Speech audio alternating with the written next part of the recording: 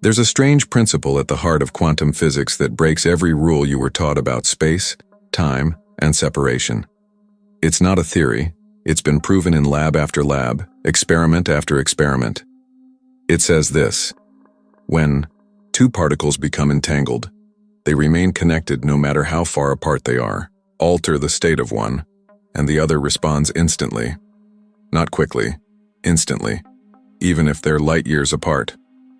This alone violates everything classical physics says is possible, because no signal should travel faster than light, and yet entangled particles do not ask permission from the speed limit of the universe. They simply respond, as if distance doesn't exist, as if time is irrelevant, as if, in some hidden layer of reality, everything is already one. Now pause. Let that land. Because this isn't just about particles. This is about you. This is about consciousness. This is about identity. The quantum world doesn't separate the observer from the observed. It doesn't divide mind from matter. It says, your focus collapses possibility into form. Your attention selects reality. But more than that, it says entanglement is not limited to electrons and photons. It may very well apply to consciousness itself. And this changes everything.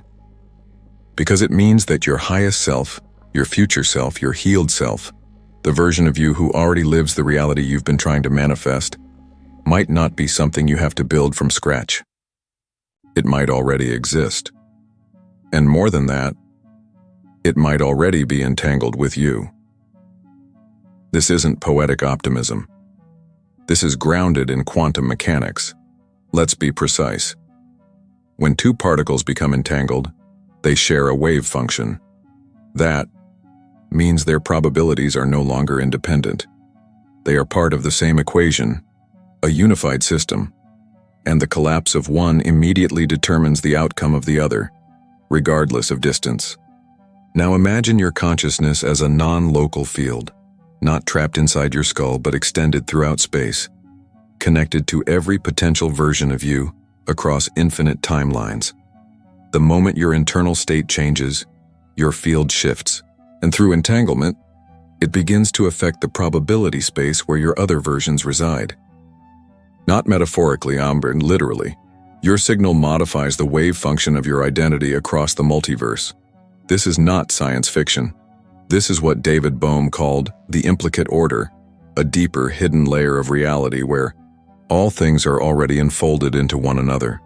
He believed that what we perceive as separation is just an illusion of surface appearances.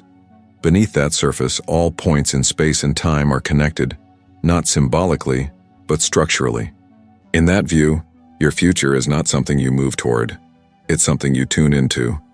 And the mechanism of that tuning, your frequency, your state of being, your internal coherence. So let's reframe the question.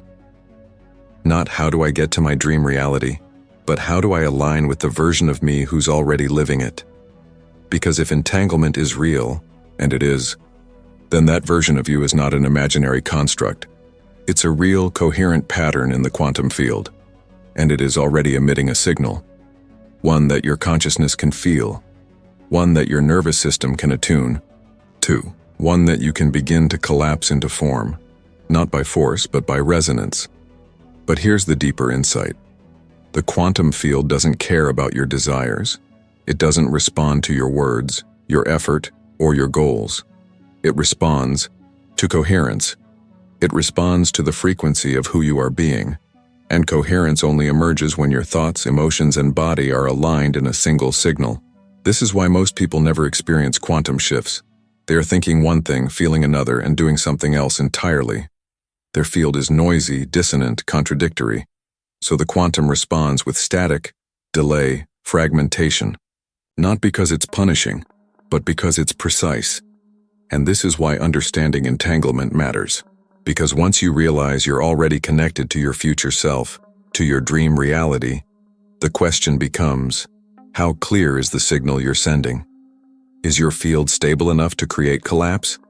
Is your nervous system calm enough to hold the transmission?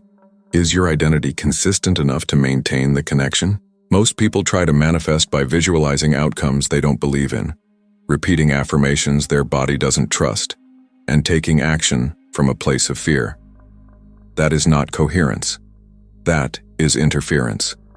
And interference is the enemy of entanglement.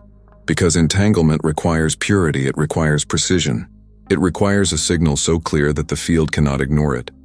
And when that signal locks in, when your system becomes still, aligned, surrendered, the field responds. Not in metaphor, in physics. Probabilities collapse, timelines shift, opportunities emerge from nowhere. Not because they were created, but because you finally tuned in to the version of you that could receive them. This is the core shift we must make. To stop trying to build the future through effort, and start remembering that we're already entangled with it through being. Your dream reality is not a reward you earn. It's a frequency you access. And the only thing that separates you from it is the signal you're sending right now. So if something in you has been sensing a version of yourself that feels freer, truer, more at peace, that's not fantasy. That's entanglement speaking. That's the wave function nudging you to collapse a different path. And the way to do that isn't to try harder, it's to tune deeper. Because you are not separate from what you seek. You are already entangled with it. And the field is listening. We've been taught to think of the mind as a byproduct of the brain, a set of neurons firing in isolation, a complex machine running a code we call thought. But modern neuroscience, quantum biology, and consciousness research are revealing something far more profound. The mind is not confined to the skull, it is not local, it is not bound by flesh. It is a field, expansive, intelligent, and deeply entangled with the fabric of the quantum world. What does that mean? It means that your thoughts don't just stay inside your head. They radiate, they imprint, they interact with the unified field around you. When you think, especially with emotion, your brain generates measurable electromagnetic waves. Your heart amplifies them. Your entire system becomes a transmitter. And those signals don't just bounce around your body. They enter the quantum field. They influence probability. They become part of the informational structure that determines which version of reality collapses into form. Dr. Joe Dispenza refers to this as broadcasting a signal into the field. But it's not just philosophical. It's physiological. When your brain and heart are in a state of coherence, meaning your thoughts and emotions are synchronized, your electromagnetic field becomes highly ordered. And that order is what the quantum responds to. Coherence creates clarity. Clarity creates collapse. This coherence isn't random. It corresponds to brainwave states that reflect deep focus, presence, and intuitive awareness. In high beta, the chaotic, stressed-out frequency most people live in, your brain is noisy, fragmented, reactive. Your energy is scattered, and your connection to the field is weak. But when you drop into alpha and theta, the states associated with meditation, deep intuition, and creative visualization, your brain begins to synchronize. And when your brain syncs with your heart, a new field of possibility opens. Studies from the HeartMath Institute show that the heart's electromagnetic field is 60 times more powerful than the brain's, and it can be detected several feet away from the body. This field carries emotional information and influences not just your internal state, but the coherence of those around you. When you are in a state of love, gratitude, or trust, your heart emits a coherent frequency that entrains your brain, and together they broadcast a signal that speaks fluently to the quantum. Now take this one step further.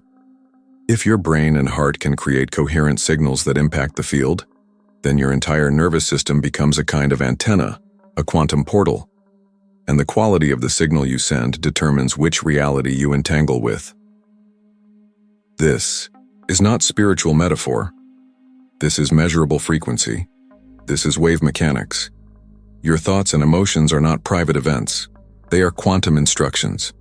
And the implications are staggering, because it means that the moment you enter a coherent internal state, where your beliefs, emotions, and physical sensations align, you become non-local. You step beyond the illusion of separation. You begin to access information that doesn't come from memory, but from the field itself. This is what mystics have described for centuries as revelation, insight, awakening. It's what Carl Jung called the collective unconscious. It's what Bohm described as the hollow movement, a flowing, undivided wholeness that contains all potential realities at once. But now we have the language of quantum physics and neuroscience to explain what used to be reserved for mystics. And here's the quantum twist. When your inner world stabilizes in coherence, it doesn't just feel good. It becomes a gravitational pull. It draws timelines. It attracts synchronicities. It collapses realities that match the signal you're emitting. And it allows you to entangle, literally, scientifically, with a version of yourself who already lives in that field. Because remember, in the quantum universe, time is not linear. Every version of you exists as a wave function, and the one you experience depends on the version of yourself that your signal resonates with. The future you who lives in alignment, peace, and abundance is not just an aspiration. They are a pattern in the field. They already exist. The question is not whether they're real. The question is, are you coherent enough to receive their signal? This is why all true transformation begins within. Because until your inner world becomes coherent, your outer world remains distorted. You cannot entangle with clarity if your field is full of contradiction. You cannot collapse the future if your nervous system is stuck in the past. The observer effect in quantum physics tells us that the act of observation collapses possibility into form. But observation is not passive. In the quantum sense, it includes attention, emotion, intention. It includes the whole of your consciousness, and that consciousness is broadcast through your brain, your heart, your gut, your field. Every time you observe with alignment, you collapse a new version of reality. And this brings us to a radical insight. The brain is not the source of the mind. It is a receiver, a translator, a portal. What you call thought may be less about generating ideas and more about tuning into frequencies, realities that already exist. So the next time you feel a vision come through in meditation, the next time you sense a future self guiding you, the next time you suddenly know something you didn't learn, don't dismiss it as imagination. Consider that you just tuned in, that your field momentarily aligned, that your consciousness reached across the quantum sea and touched the hand of your entangled self. Because the mind is not a prisoner of the brain. It is the bridge between dimensions. And your coherence is the key to walking across. If your consciousness is the signal, and the quantum field is the receiver, then your mental programming is the filter. And most people are broadcasting distorted frequencies without even knowing it. They repeat affirmations that sound right, but feel wrong. They visualize futures that their nervous system is still afraid to hold. They chase timelines that never collapse, not because the field isn't working, but because their internal code is out of sync. This is the silent sabotage of the subconscious mind. Let's be clear. Over 95% of your thoughts, actions, and emotional reactions are not conscious. They are automated responses rooted in beliefs, memories, and emotional patterns stored deep in your neurobiology. From the moment you were born, and even before, you were absorbing frequencies. You inherited emotional signatures from your parents, culture, experiences, traumas. These became the foundation of your identity, and unless consciously updated, they remain in control, silently, rigidly, unseen. You can desire freedom, while your subconscious still associates freedom with danger.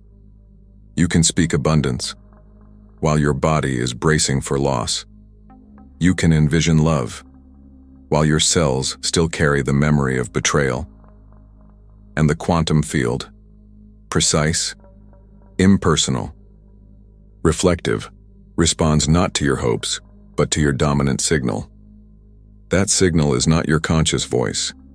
It's the sum total of your coherence. And when that coherence is fragmented by unconscious programming, the entanglement fails. The timeline stalls. The future doesn't land. not because it's unreachable, but because you're not yet a vibrational match to receive it. Imagine trying to tune into a frequency of 97.8 FM, but your signal keeps flickering between 88.1 and 103.5. That's what it's like when your inner code is filled with contradictions. One part of you wants the future. Another part fears it. One part trusts the field. Another part tries to control it. This fragmentation creates noise, and noise blocks entanglement. This is why so many spiritual seekers feel stuck, not because the field isn't responding, but because they haven't reprogrammed the version of themselves doing the seeking. You can't collapse a new reality from an old identity, and identity is a program. It's a script written by experience, reinforced by repetition, and often inherited without consent. Carl Jung said, "Until you make the unconscious conscious, it will direct your life and you will call it fate." This is especially true in the quantum, because the subconscious, not your intellect, is the true observer. It is your deepest, vibrational pattern. It determines how safe you feel to receive, how worthy you believe you are, how much energy you're willing to hold, and unless that pattern is shifted, the field will keep collapsing the same loop. Let's bring this down to the nervous system. Your body is not just a biological machine, it's a memory field. Every trauma, every suppression, every unprocessed emotion creates a physiological response. Over time, these responses form your baseline. They become the background noise of your existence: tightness, doubt, vigilance, avoidance, all of which influence your signal. A person can consciously say, "I am ready to receive," but if their body is still stuck in sympathetic survival, fight, flight, or freeze, the field receives fear, not readiness. And what returns is more delay, more resistance, more evidence of the old timeline. But here's the deeper pain point. Most people think this resistance is their fault. They believe they're broken, unworthy, or somehow failing at manifestation. They try harder, push more, force alignment, and in doing so, they reinforce the very program they're trying to escape. It's hard. I'm not there yet. I must fight for it. This is the mental architecture that blocks quantum connection. You can't entangle with your highest self while living in a survival state that only knows how to replicate the past. That's why true transformation doesn't begin with motivation. It begins with liberation. Liberation from the unconscious code, from the internalized noise, from the outdated frequency that once kept you safe, but now keeps you small. Let me tell you a story, one you might recognize. There was a man who had everything planned. He studied the science, he practiced the steps, he made the vision board, said the affirmations, meditated daily, but nothing changed. The same scarcity loop, the same emotional triggers, the same feeling of pushing a future that never arrived. Until one day he stopped asking, "What am I doing wrong?" and asked instead, "What part of me still doesn't believe this is safe?" And that question cracked something open. He saw a moment years earlier when he had achieved a breakthrough and lost everything. And deep in his subconscious, a belief had taken root. When I receive, I lose. When I shine, I'm punished. When I expand, I get hurt. That belief had shaped every signal he ever sent, no matter how positive his words. It wasn't until he brought that story into awareness and rewrote it that the field began to respond differently.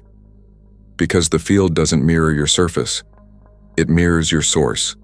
And until that source is purified, the signal stays fractured. This is not about blame, it's about awareness. You are not broken, you are broadcasting. And your broadcast is not who you are, it's what you've been trained to emit. The moment you realize that is the moment you reclaim your power to reprogram. Because the quantum field is not loyal to your past. It's loyal to your pattern. And patterns can be rewritten. You are not too late. You are not too far gone.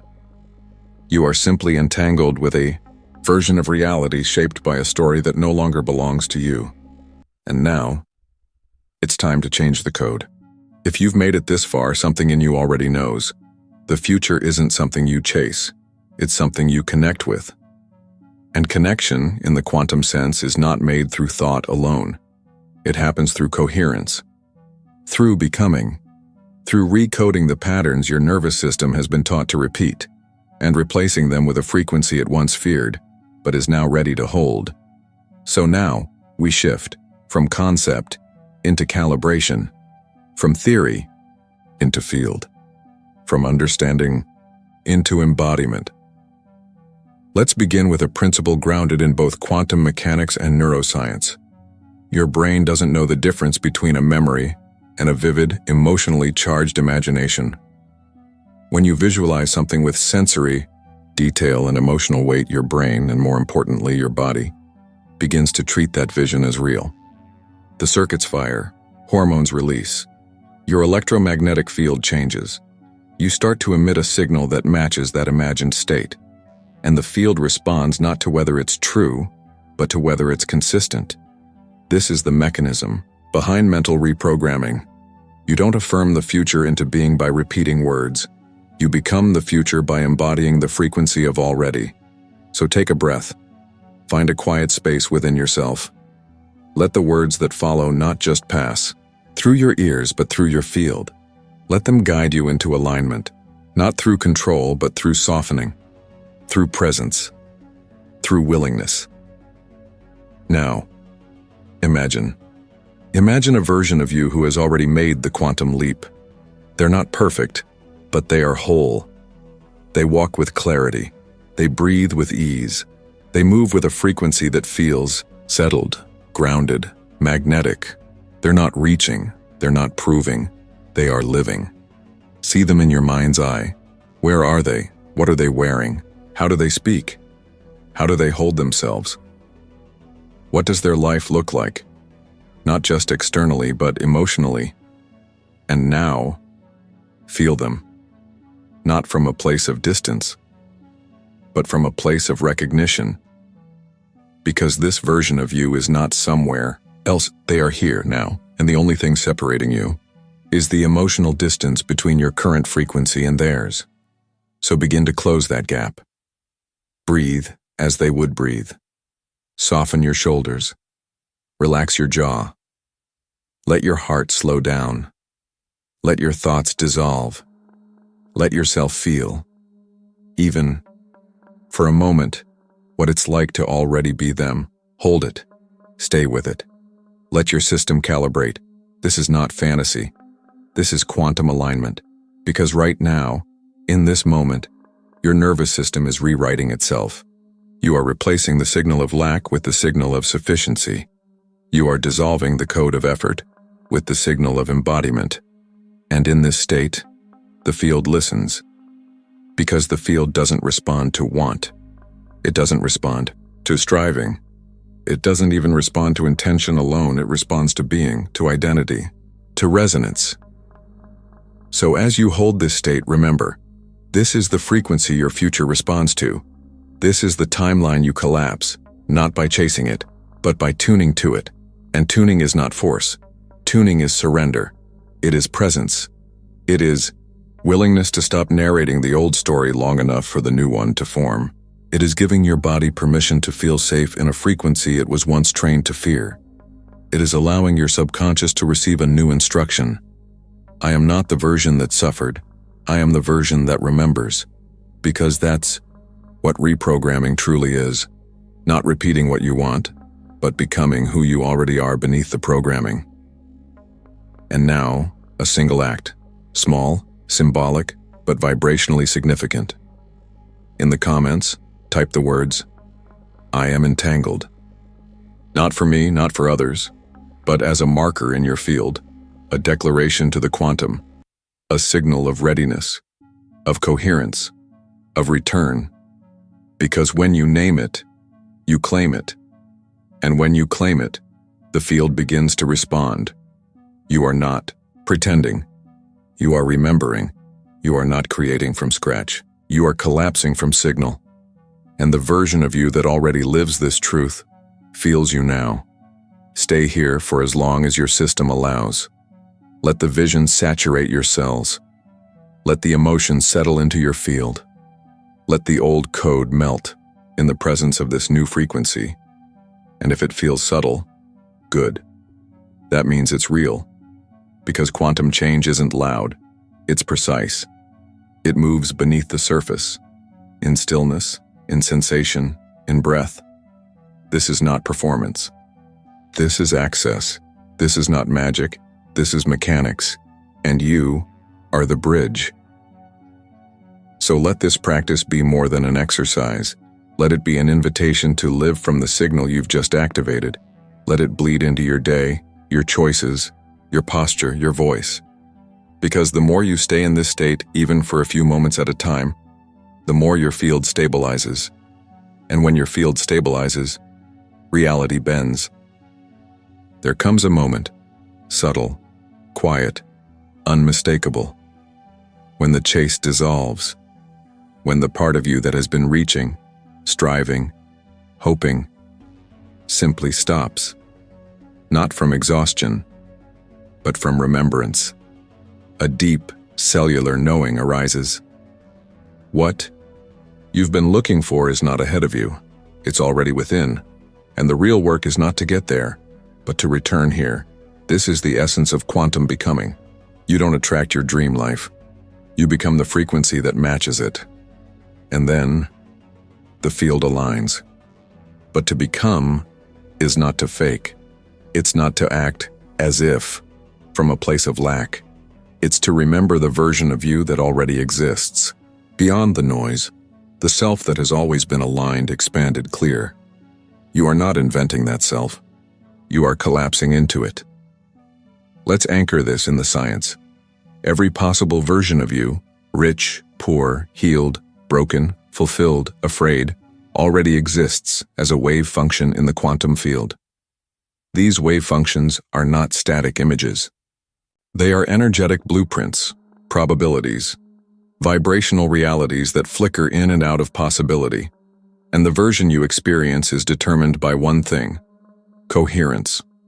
When your internal state matches the frequency of one of those waveforms, that version collapses. It becomes your lived reality. This is not spiritual poetry. It's quantum physics. It's the observer effect in action, but not the shallow version you've heard 1,000 times.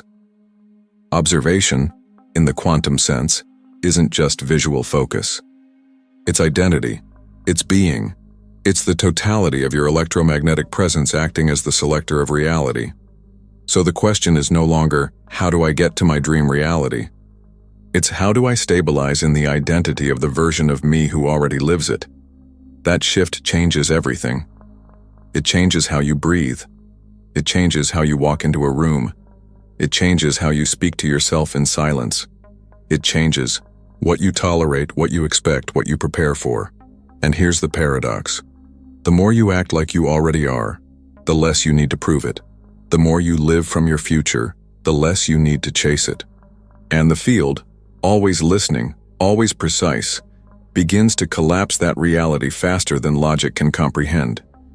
Because when you become the signal, the delay disappears. But let's be honest, becoming isn't always glamorous. It doesn't always feel like a breakthrough. Sometimes it feels like discomfort, grief, resistance. Because you're not just stepping into a new frequency, you're shedding every part of you that was built to survive the old one. That shedding can look like stillness, like doubt, like silence. But beneath that silence, something is calibrating. Your field is stabilizing. Your nervous system is learning that safety is no longer in the pattern. It's in the possibility. And the version of you that already exists in that possibility, they are not waiting for you to impress them. They are waiting for you to trust them. You trust them by walking like them. You trust them by thinking from their perspective. You trust them by stopping the broadcast of, "I'm not there yet," and replacing it with, "I'm already living it." This is what Neville Goddard meant when he said, "Assume the feeling of the wish fulfilled." He didn't mean force the emotion. He meant stabilize in the identity. Let it become your base frequency, your natural state, your home vibration. And once it is, once your thoughts, emotions, and behaviors begin to hum in harmony with that self, the field stops reflecting your efforts and starts reflecting your essence. Because essence is magnetic. And your essence is not something you earn. It's something you remember. So who would you be today if you knew your dream reality was already real? How would you move? What would you stop explaining? What would you start honoring? These are not hypotheticals. They are calibration points. Because each time you choose to act from the identity you're becoming, rather than the one you're leaving, behind you broadcast a new signal. And that signal begins to override the old code. Slowly, steadily, powerfully. You are not doing this to convince the universe. You are doing it to collapse into the version of you that the universe has already created. That's why this process isn't about effort. It's about alignment. Not about doing more, but being more coherent. Not about visualizing harder, but about vibrating honestly. Not about forcing change, but becoming the proof that it already happened. Because when your field becomes indistinguishable from the one you desire, there is nothing left to manifest, only timelines left to receive. So breathe into that. Let yourself soften. Let the grip loosen. Let the version of you who already knows begin to lead. Not someday. Now, because becoming is not a destination. It is a daily, moment-by-moment return to the you that already exists. Not everything that changes you makes noise. Sometimes the most powerful shift doesn't come with fireworks or breakthroughs or declarations. It arrives in stillness, quiet, almost unnoticed. A subtle recalibration of the field, not outside you but within. A shift so precise, so resonant that the entire structure of your reality begins to reorganize without a single word being spoken. This is the realm where true manifestation lives, not in the shouting, not in the grasping, not in the constant checking for signs, but in the silent frequency of coherence, because the quantum field does not need your performance. It responds to your presence. And when your presence carries no contradiction, when your frequency hums in quiet alignment, the field moves. Without hesitation, without delay, timelines collapse not through effort but through elegance, through the vibrational certainty of a being who no longer needs to chase, prove, or protect, because they already are. That is what your entangled self is waiting for. Not your effort, your arrival. And here's the mystery. You often won't feel the shift when it first happens. You'll feel a pause, a release, a strange spaciousness, like something just clicked beneath the surface and the need to control has disappeared. You'll find yourself speaking less, doubting less, grasping less, not because you're trying to be spiritual, but because the version of you who used to cling has dissolved. That dissolution is the evidence, because every version of reality you've collapsed so far began as a frequency. And this one, the one that carries your peace, your purpose, your abundance, is no different. It begins here, now, in the calm, in the breath, in the exact vibration you're holding in this moment. And the field is responding. You may not see it yet. You may not feel it fully, but something has already begun moving toward you, not from outside, but from the core of your entanglement. The self that never left, the self that always knew. So let this be your final remembering. You're not calling in a new reality. You're collapsing into the one that was already calling you. And the signal that allows that collapse is silence. Not the absence of sound, but the presence of clarity. Not the stillness of fear, but the stillness of trust. Not the void of doing nothing, but the vibrational signature of no longer needing to do anything to deserve it. This is coherence, and coherence is the language of the field. So if your journey feels quiet right now, good. It means your system is stabilizing. It means your field is clearing. It means you are finally becoming a match to what you used to only imagine. And when your imagination becomes your identity, the future has no choice but to meet you, not through force, but through inevitability. This is the nature of the quantum. It responds not to your timeline, but to your tone. So keep tuning. Keep softening. Keep remembering that the dream is not far, it is near, It is here. It is you. And if this message found you, not just as an idea, but as a frequency, if something inside you slowed down, softened, or settled, then let that be your confirmation. You're not just watching a video, you're answering a signal. You're syncing with a community that's walking the same path, not of control, but of coherence, not of effort, but of embodiment. And if you'd like to stay in this field, to keep expanding, deepening, and collapsing new timelines through resonance, you're invited to subscribe at this channel, because this space isn't just a channel, it's a frequency, and now you're part of it.